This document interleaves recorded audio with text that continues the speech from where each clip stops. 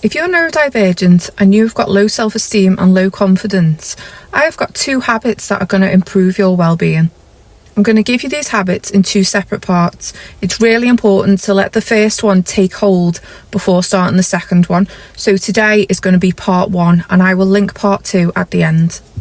So first of all, why are we, as neurodivergent people, why do we struggle with low self-esteem?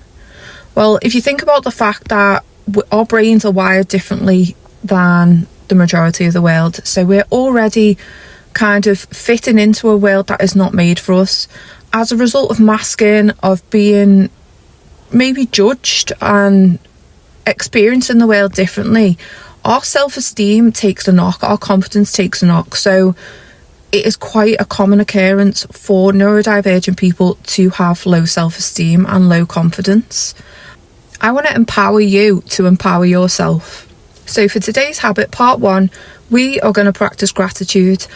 And you might be wondering how gratitude is going to help your self-esteem and your confidence, but believe me, it is. I have done these 2 habits I'm going to introduce to you. I have done on myself. I have introduced them into my own life about 11 years ago and they have changed my life. So when I say practice gratitude, I want you to think of 3 things that you're grateful for every day. So you can either write them down, you can think of them in your head, whatever's best for you, but 3 things that you are genuinely grateful for. Try not to choose the same things every day. Try and think of moments in your day where you've thought, wow, I am really grateful for that.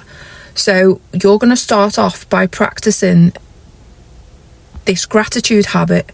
It takes a minimum of 3 weeks for a habit to really take hold. And the more you practice that habit, the more of a second nature it becomes. It creates new neural pathways in your brain and it just becomes natural to you.